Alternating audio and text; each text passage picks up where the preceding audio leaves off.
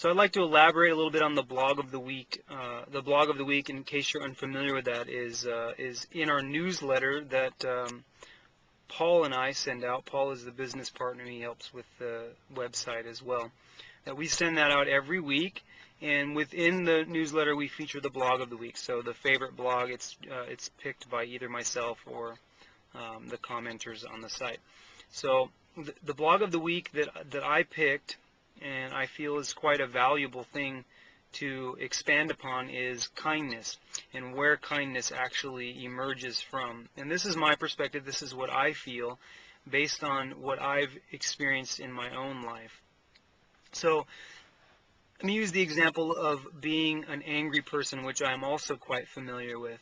So you're an angry person, and you don't necessarily enjoy this behavior. You don't necessarily enjoy lashing out at other people. And when you really think of yourself, you think of yourself as a rather kind, wonderful, loving person who really wants love, wants harmony, and all those things, but yet you're caught up in this external reactive state where you're lashing out at people and kind of exploding upon them your angry emotions.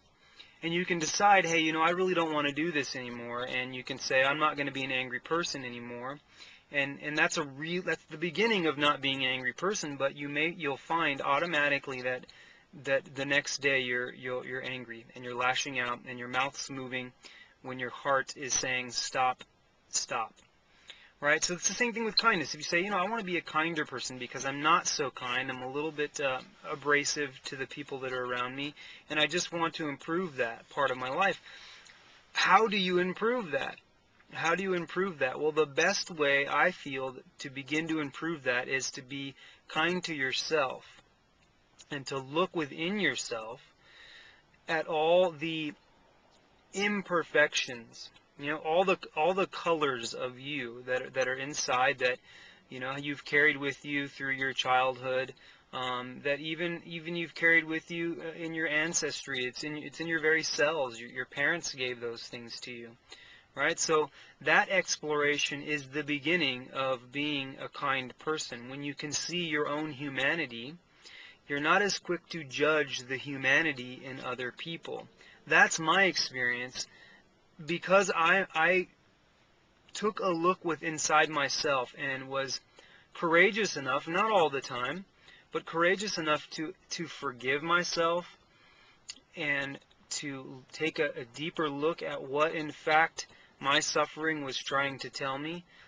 When I see other people stumble, I recognize my stumbles, and I'm not so quick to point the finger and laugh and make them feel badly about who they are, because I understand that the degree of suffering that they feel, I have also felt, and I would not want them to feel that way. As much as I want to feel happy and blissful, I want the same for other people, because I know the weight that it carries around my heart. So that is the birth of kindness, looking within, looking around your own life, taking a deeper look at yourself. So you sort of become the archaeologist of your own heart, of your own inner landscape. Fossils begin to emerge, painful emotions begin to emerge. So it's removing, not necessarily removing, well, I guess, yeah, removing and examining the suffering, right? So you remove it from the hidden. You remove it from the hidden, buried places of you so that you can examine it, right? This lessens the external reactions so that your suffering is no longer like sort of like a gunpowder, right? And then the reactions that you have are like the bullet that's firing at any passerby, the closest passerby, right? This is the exploration, and this is the birth of kindness. Try it in your own life.